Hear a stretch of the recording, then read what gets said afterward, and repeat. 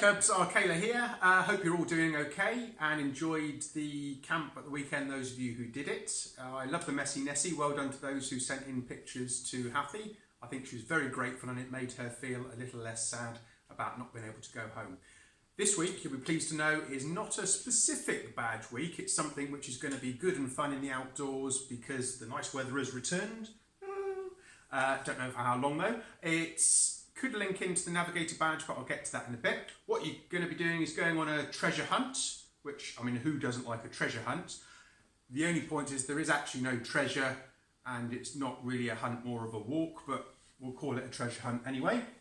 You're going to be exploring, trying to find 8 of these. Now on the front of them there are letters. I'm not going to show you because that's something you've got to find out, but that's what you're going to be going on a treasure hunt for. And to do that properly, you're going to need to do what we call use grid references to find the locations, and there are cryptic clues. I've done a leaflet which will be emailed to your parents, and I'll print some off and put them in the magic box at the Scout Hut. But there is clues as to where the stones are hidden. So it all starts from a map. It's an Ordnance Survey map, and on the map, actually, you probably can't see it there, it has what we call grids on it. They're little really fine blue lines that you can't see very much because the idea of a map is that you see the detail, but if it had big thick grids on it then you wouldn't be able to see the detail. So they're very fine blue lines. So I won't use that to show you because you can't really see them there. Well, I'll dry that. Anyway, I'll get rid of that. And good luck folding up maps afterwards. I have drawn a slightly smaller one that will help you with the route that you're going to be doing. There you can see that. Again, that's got slightly bigger grids on it, so that helps you to see where you're going for your 6-figure grid references. What is a 6-figure grid reference, I hear you cry? What is a 6-figure reference? Well, funny you should ask. It's made up of 2 lots of 3. 2 times 3 is 6, or it was when I was at school. So the first 3 are horizontal grids. Well, let's show you what a grid is first. So a grid,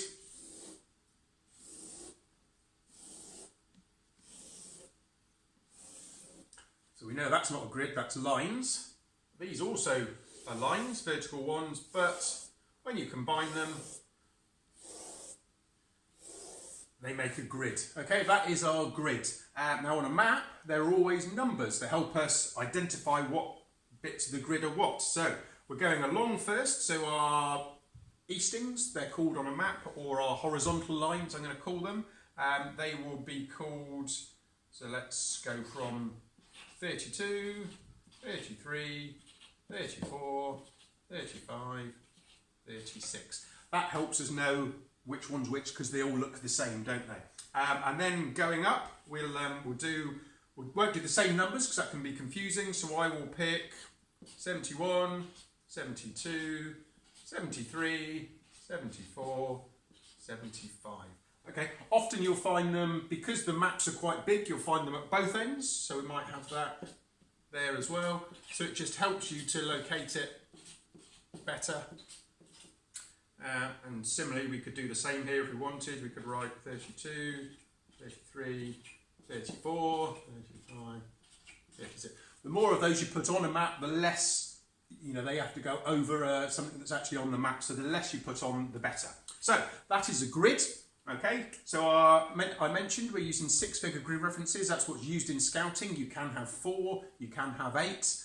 The more you have, obviously, the finer the detail. Now, I'm going to show you what a grid reference looks like. So I'm going to write 3, 3, 6, 7, 3, 4. So that is our 6-figure grid reference. It's broken into 2 bits. The first 3 are horizontal, so we always go across the landing first and then up the stairs. That's how my scout leader taught me to remember it. So we're going to go across the stairs first. We're looking for 33.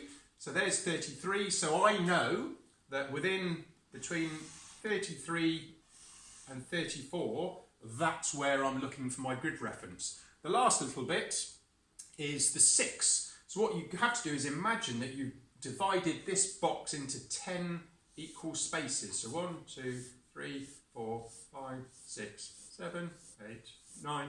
So there's 10 boxes there. So I'm going to count across 6. So it's 33, 1, 2, 3, 4, 5, 6. So I now know that my is somewhere there. I'm then going to look at the other half of my grid reference, which is 7, 3, 4.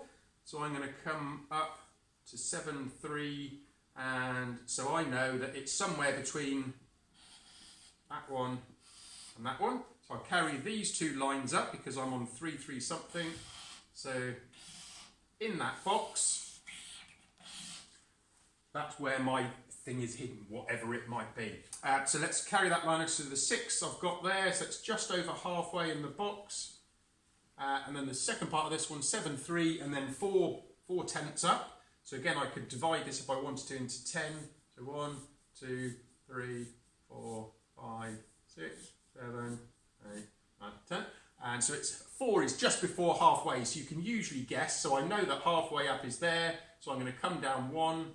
So something along there. Where those two lines intersect, that is my 6-figure grid reference. So there might be, let's say, I'm going to draw the symbol for a church with a spire, which is that. Okay, what I'll do is another example for you. Let me show you a post office is marked with the letter P. So if I wanted to work out where that was, I would come across first. So I'm going across the landing first. So 32, 33, 34. So it's somewhere in 35. So we know it's going to come up here. So it's in there. And we know it's somewhere in box 72. There we are. So I'm going to see that P is about halfway along there. So I'm going to call that 355. And I'm going to go up. So 72. And it's just past halfway, so I'm going to call it 726. Okay, and we'll do one final example for you. Let's see if I can work out what's at 3, 5, 5, 7, 4, 8. Okay, so I'm going to come across to box 35. So there, so I know it's somewhere in those, and 74. So 74 is there, so that is my magic box.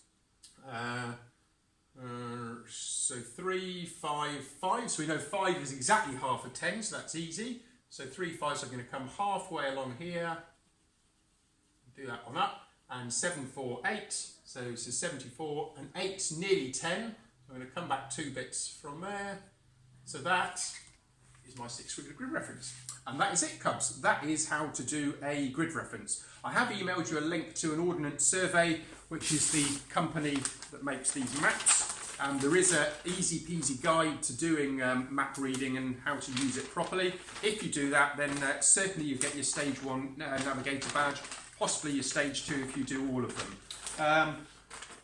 A cartographer is someone who makes maps. Okay, I know this because King Louis had to get a cartographer out to King Louis Towers. As you've seen from his video, it's vast. One day, one of his children, I think it was Oliver, came to tell his dad that his dinner was ready, and he got lost, and they couldn't find him for a week. So King Louis got a cartographer in, so now has mapped area of King Louis Towers and the surrounding estate. A joke for you, because Happy did a joke. Where would a cartographer go to buy his clothes? I don't know, Akela. Where would a cartographer go to buy his clothes? He would go to Maplins. Okay, here's a better one. How would a cartographer guarantee to get his best job? I don't know, Akela. How would a cartographer guarantee to get his best job he's applied for? He would get an excellent grid reference. Right, yeah, that's it. So good luck finding the stones, and keep safe and keep smiling.